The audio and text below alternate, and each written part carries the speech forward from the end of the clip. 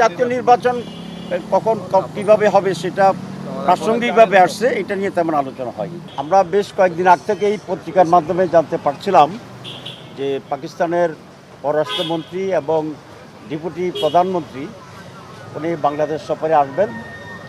আজকে তিনি সেই উদ্দেশ্যে বাংলাদেশে এসেছেন এবং আমার জানা মতে 3টি রাজনৈতিক দলের সাথে ওনারা এখানে মিটিং করছেন।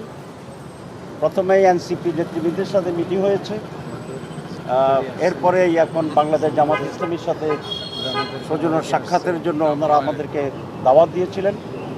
আমরা 5 সদস্য একটা ডেলিগেশন পাকিস্তানের ডেপুটি প্রাইম মিনিস্টার এবং ফরেন মিনিস্টারের সাথে তাদের আমন্ত্রণে এখানে এসেছি এবং সৌজন্য সাক্ষাৎ হয়েছে।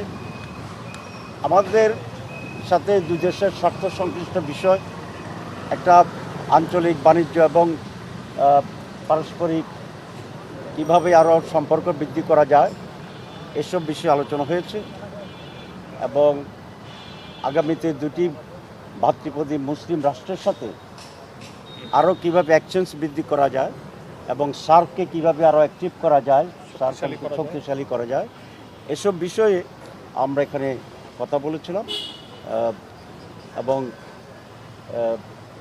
খুব সৌজন্য সাক্ষাতের পরে অল্প সময়ে আমরা আমাদের সাক্ষাৎকার শেষ করেছি। আপনাদের সবাইকে ধন্যবাদ।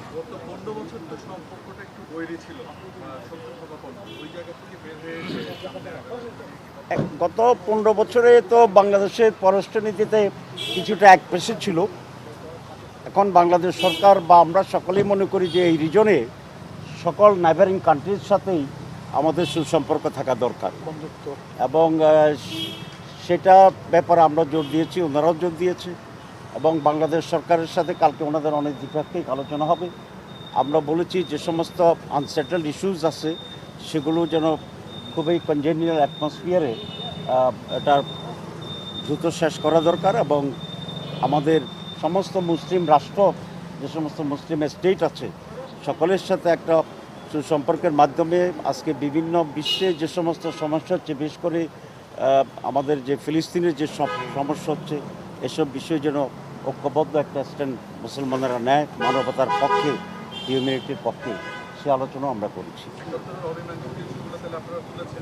আমরা কোনো কথাই নেই, এসব বিষয় হচ্ছে যে দুইটি সরকারের আলোচনার বিষয়। আমরা আশা করি সরকার সেগুলো আলোচনা করবে। ধন্যবাদ। জাতীয় নির্বাচন কখন কিভাবে হবে সেটা প্রাসঙ্গিকভাবে আসছে, এটা নিয়ে তেমন আলোচনা হয়নি।